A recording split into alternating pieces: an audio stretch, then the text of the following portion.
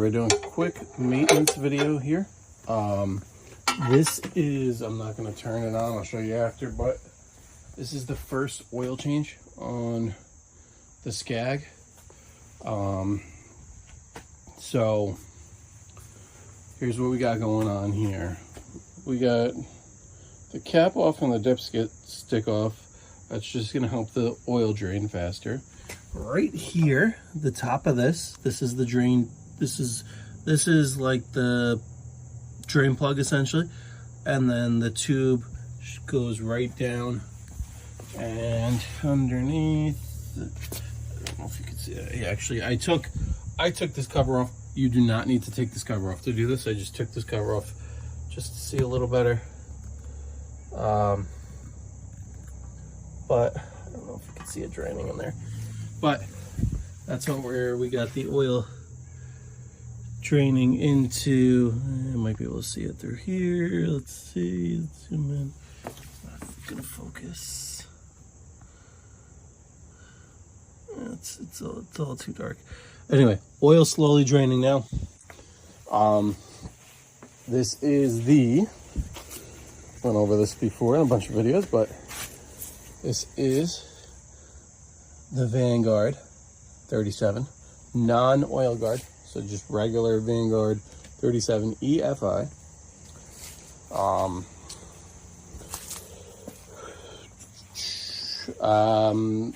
Between the owner's manual and what you read online and what people recommend, they say people recommend 10 hours for the first oil change. The book says 20. It's the first day where I've had a chance to do it, and we're at 16. So split the difference there, no big deal. The oil light should pop on. It goes just by time. So in a few hours, I've learned that oil light pops on, I think, +2 or like 2 hours before, and stays on until 2 hours after. So it's probably going to be on from like 18 to 22 hours if it wants it done at that 20-hour mark. So just something to consider. So I've heard and read, if you're not exact on the hours, don't worry if the oil light pops on right after you do the oil change or whatever. But anyway, just tips and tricks. You need a 10 mil to get the oil flowing out of there. Then I've read different things that my dealer suggested. This is, even though this is the Briggs Vanguard, this is the oil that they like to use in all the scags, which is the Kawasaki oil. This is a lot of the small engines just use a SAE 30. This isn't really cutting in extreme conditions, although it kind of looks like it has. I tried to rinse it off, but I guess if you're cutting in extreme temperatures, extreme conditions, heavy use, then you can use different weighted oil. I believe it takes a little over 2 of these, so I have 2. I have tons of oil over the transmission fluid, but I have a little bit, for the few extra ounces. If it needs, I'll throw some in there. But a lot of times it doesn't completely drain all the oil out of it anyway. So that's that. But while it's draining and I have everything, this is the first time I really get to peek at the hydros. Hydro units right there. And get your wheel motors here. Very, very strong setup. I also replaced already. I had one little issue with this. And this little hopper spring here is supposed to have a loop on both ends. One side broke, so that's now garbage. That's for the deck assist handle. So that's this spring right here. Basically what happened is that spring broke, popped off. Then didn't have this button, essentially didn't work, which means that it would not lock all the way up. So You know, like right now it's locked in the highest position, which is probably about 5 inches or so. Otherwise I would have to kind of one hand it. It was kind of annoying. But anyway, gonna let the remaining oil drain out of here into the pan, which is tucked right in there. Then you got your filter here, which this Briggs filter, and obviously you want to lube up with, take a little bit of your new oil, lube up the new seal, the new gasket. And yeah, pretty straightforward. This one's a little more complicated than the one on the Toro. Like the one on the Toro right here, it's got this, sorry, I pushed them over in the way, but right here, that little blue thing, it's got a drain tube. All you do is literally flip the drain, unplug that, like just twist that down, twist the drain tube down, the drain, it automatically starts flowing. There's no, whatever, and, drain plug. And your oil filter is on the other side here, right there. Your oil ad's there. This one you could do, I would say, a few minutes quicker. One thing about the Toro is that they're pretty much a toolless. Everything's toolless. You do need, it's really only one tool. You just need a 10 mil, and who doesn't have that? But yeah, I mean, the only thing with all these mowers is they just drain kind of slow. So a trick is just to, you know, if you're in a place where it's not dirty, there's no leaves or anything, you can see the leaves are starting to fall, no debris falling in the air, I just open these things up. That helps air get in to help it flow a little faster out of there. And we'll put our 2+ quarts in, change the filter, then put the 2+ quarts in. I'll let it run for a little bit, and should be good to go for tomorrow. Got a big few days with this machine, but that's all I got. That's all I got. My first little problem was just that little spring. And yeah, it's been a beast. It's cut in pouring rain. It's cut grass that was, 14, 15 inches tall. It's, I put this thing through the ringer already. 16 hours on the clock. I do not want to turn this ignition on while the oil is draining.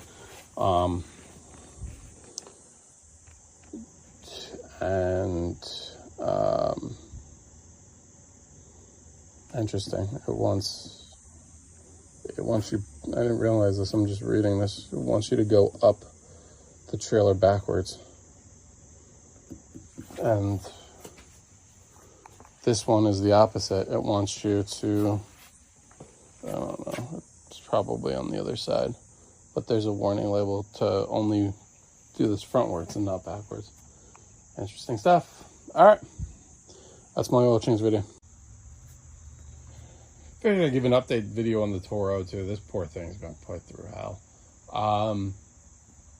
I've got a few yards where this thing is just too new. I'd just rather take this on. They're real shitty yards. One literally has a septic issue. One has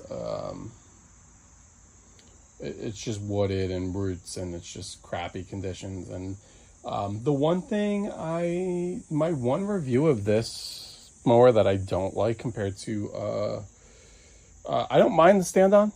I think I might want to adjust this platform. It's kind of set to the mid position. I think I want to set it because I'm a little taller and a little bit bigger of a guy. I think I want to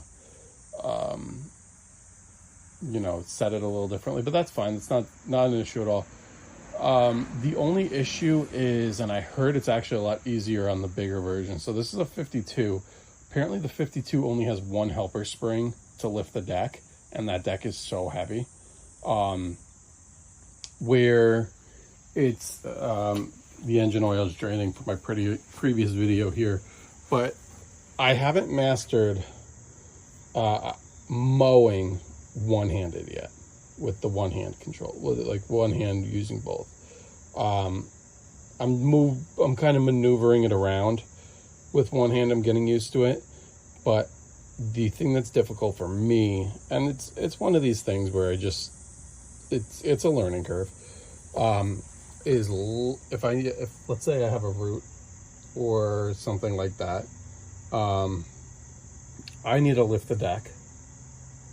The deck's all the way lifted now.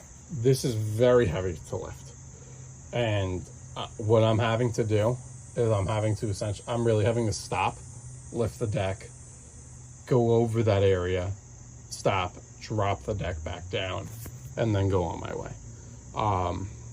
Whereas any zero turn you got right there, they all have pedals. And as you're going, you just push your foot down, it lifts the deck up, you release it, and you could throttle it better too. You might not need it all the way up. You get to learn how much or how little of a little push of that pedal to lift the deck. But anyway, I was told the 61-inch VRide actually has extra springs, and that deck, even though it's bigger, wider, heavier in weight, is a lot easier to lift up and down on the lever. That's what my scag mechanic and my dealer were telling me. So I went in there because I had the issue with that little spring, which is not the helper spring for lifting the deck at all. It's just for the button. But I was kind of asking him, like, hey, is something off with it? Like, or is this just me? So that's just a me thing that I got to get used to. But anyway, point being that I have some lawns that are extremely rooted, a lot of roots and stuff. I'll just take this on. I'll beat the hell out of this. And this poor thing's really hurting. I'm getting a squealing from... Not a squealing. I'm getting a sound from one of the spindles, which makes me nervous because I think these are a bitch to replace, and you can't really...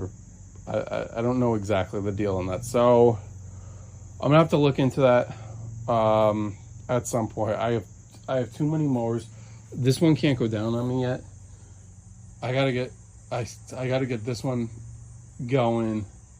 I gotta get that sold. I honestly probably want to get both of these sold and get a mower that's like 3 years old.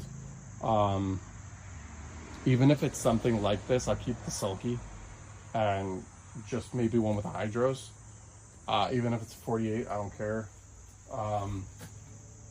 Just something more reliable, because this thing doesn't want to start. If it's not started every week, it doesn't want to start. This thing is really a residential unit that shouldn't be used the way it is, and it's got 300 and change on it, and it's really starting to hurt. 304 on it. But anyway, my first week I only really used this on the perfect lawns. I'm like, I can't drop the money I did on it and only use it on the perfect lawns. It was out in the rain, got filthy. It was out mowing extremely tall grass. I took over a new property. New property to me. I don't normally like doing that, especially with tall grass. They're normally non-payers. He was out of my area. But long story short, with him, his mother unfortunately came into some poor health. She lives far away. He's stuck dealing with her. He's never home anymore. And even though it's far, once a week I go do my in-laws. I have a few in-laws and neighbors on their block and whatever. I just add another neighbor. It's not really a big deal. But usually it just so happens that that's kind of done on the weekends. I'm trying to get it done during the week, but it's not, I'm losing daylight now. So the reality is that that's kind of, that ship is sailing. I only have a few more weeks of that. But anyway, that's the update with this one. This thing is a piece of junk. Did a few cement jobs with this. Great reviews online. I don't know if it's mine. It's the motor. It's extremely underpowered. I'm only putting, it can't even handle a 60-pound bag. Forget about 80 pounds. Forget about anything. 60 pounds won't do. So basically only spin water. So, I mean, I don't know. I'm kind of frustrated because that doesn't want me to take on any more concrete jobs, which are lucrative. And in the same breath, this takes up a good chunk of space. So I do have the loft above this. It's just extremely heavy and whatever. So I have to figure out a way, but I might try and get that up there because I'm not using this for at least till the spring. I'm not going to have a chance to look at this until the spring. I might try and sell it, but I don't want to give somebody a crappy machine. But honestly, $100, you could take it. Let's go over quickly things for sale, and their sale prices. So I just said $100 for the mixer. It's been used on 2 jobs. It's yours. There's something going on with the motor. Honestly, I really should open the motor up and just see if something's off. I'm not an electrical motor mechanic, so I really don't know. Let's go over all my machines. This is brand new, not going. This is kind of up for sale for a high price. If somebody wants it at a high price, that's yours. Price of $3,000. I'll take for it right now. I don't think it's really gonna go for that, so it's staying because I need a backup mower. This thing I need to spend some time with, get up and going. It's intermittent start issues. There's something going on with the wiring, but when it does start, it starts and runs all day long perfectly fine. It's one of those things, if I let it sit a while, but it's not a battery issue. So got to dive deep into this. This thing has a sulky on it. 1800 with the sulky, or 15 without the sulky. Sulky's like 300, but I think it's like 250, so whatever. The billy goat I love. I'm not getting rid of that until I have the money to invest into a bigger billy goat, preferably one that moves on its own. But that thing is just so great. That's like the one thing I'm really not selling unless you know, might come into really dire times. Well, I guess really dire times, these bigger things will go. The push mower, I need to organize all this. Push mower, honestly, I got rid of the property that I push mow. Put the $50 brand new wheel on just for the property to get canceled. But whatever, I have one if I need one, and honestly, I tell my guys around here, just have one on hand for the slopes, just for the trimming. If you have a slope area that you can't do, and you need to trim, even if it's a small area, throw this on the trailer for the day, bam, or throw it in the bed of the truck. Every once in a while, I pull start this, let it run for a few minutes, just clamp the handle, let it run, just so everything stays good, so it's easy. These things are they're not really expensive. I think this was like about $400, but it served me well. But this is basically the stuff that I have, and it's for sale. That spreader back there, you can't see, it's with like the welcome mat rug on it. That's garbage. That's really should be thrown out. But $40 for somebody who wants that. You know, if you really want to scrub and clean it out and save yourself a few bucks, I think that's like I don't know, $150, $175 for it at Home Depot. I'm still waiting for this thing to, we're dripping. All right, so we're done. I'm gonna get this buttoned up here.